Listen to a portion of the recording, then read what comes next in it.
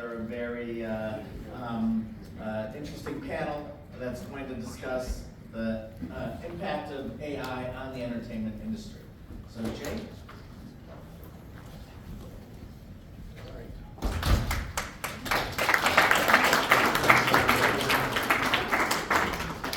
Okay, so I'm the expert at not being the expert. So I brought in a few friends to come and talk a little bit more about how artificial intelligence and technology innovations in general are impacting the entertainment sector more specifically.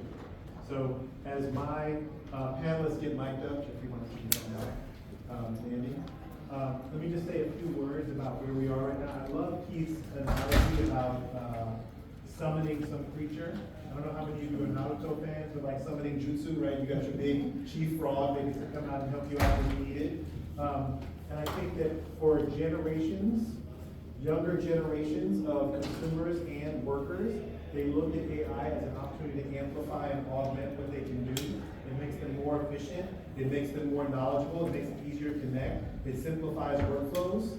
But obviously for people in the business right now, right, in established workflows, roles, jobs, etc., those people feel like, hey, you're upsetting the apple cart, right? There's some things that are changing, things that may be getting broken or disrupted that we can't bring back, we can't fix, right? That creates a lot of friction and static, and a certain amount of unrest in the space across the whole industry, not just with respect to the creative community, but also in the business community, production community, etc., across the entertainment business.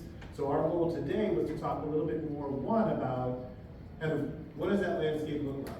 How do people embrace technology?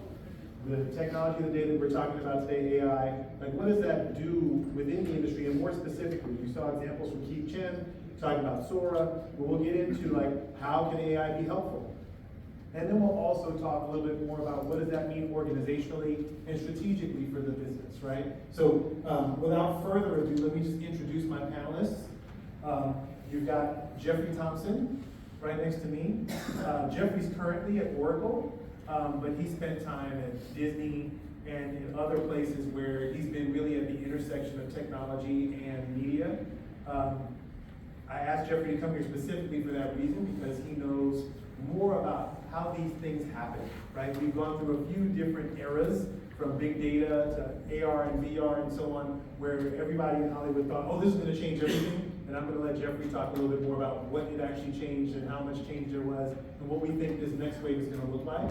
I've got Daisy Stahl, who's not only an entertainment banker, right? But she has worked in entertainment on the financial side for years and years and years. So when we start talking about economics and the money, you've got Daisy who will be able to talk about what does that mean in terms of business opportunity, investment, risk, and so on. And then I also asked a longtime friend, Andy Wallenstein, to come and talk as well. So I met Andy years ago when we collaborated on a big data conference, back when big data was a thing, like the data was big, sort of thing.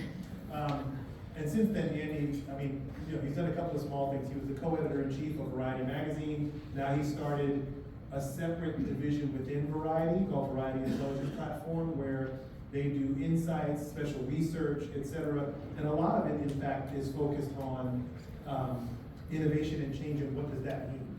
And they get the numbers and the data and stuff like that. So actually, I'm going to start on the end with Andy, and with the question: could you talk a little bit more about kind of what you're seeing and how people are feeling about current innovation and what's happening? Sure. AI is obviously, the impact in entertainment is topic A right now. I don't know if you guys are following what's going on right now in South by Southwest, where it seems like the conversation around there is really polarizing people.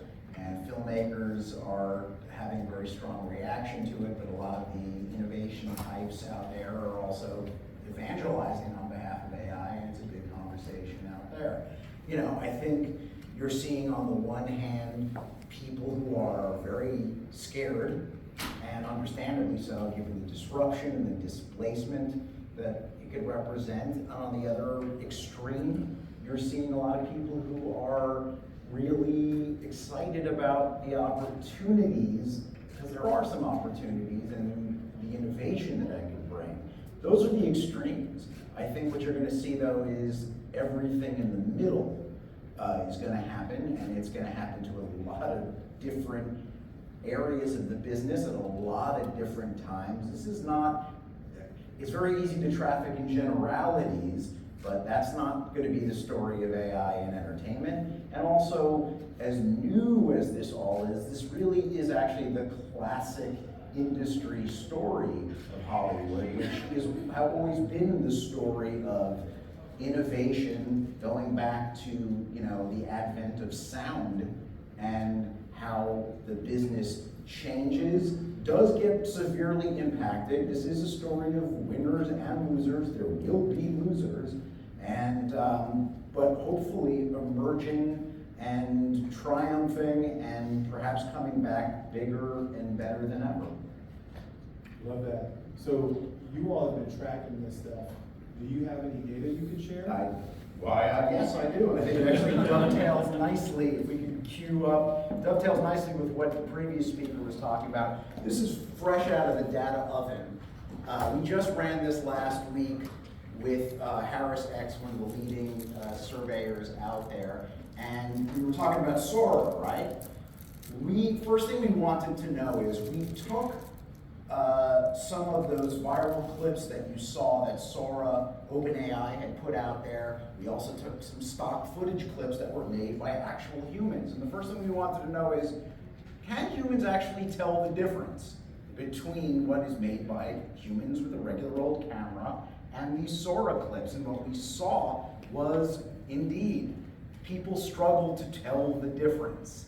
And when we randomly showed these 8 clips, you can see from these results that there is certainly very easily confused returns in terms of what they can or can't see. Can you go to the next? I want to breeze through these because I want to give everyone a chance to speak. And what we also saw when we asked is, people really want to see labels on this content. And we asked them across not just video, but any kind of content that could be altered, whether it was writing, sound, music. People want to see labels, and it was part of a larger call for government regulation. If we could now move to the next slide. Regulation in general was something that we gave them a whole number of different scenarios here. There was not one particular kind of regulation that stood out from the rest. The number one was about creating accountability rules with regard to AI outputs, but we laid out this whole different range of scenarios, and you saw even across age groups, no particular age group. Obviously, as the older types, I think there was more of a lean towards regulation, but even among the younger, there was a clear interest in that. There's concern out there. It doesn't matter whether you're 18 or 68, there is an interest in regulation. And lastly, one more slide. Obviously, there is a big concern about jobs. I mean, this is the strongest, clearest indication that there is a real, and look at the way the question is actually framed here, where we said, you know, stronger regulation could stifle innovation, and that there could possibly be more jobs that could come as a result. Still, very clear indication that there is a, implement strong regulations to protect jobs across the board, across all demos.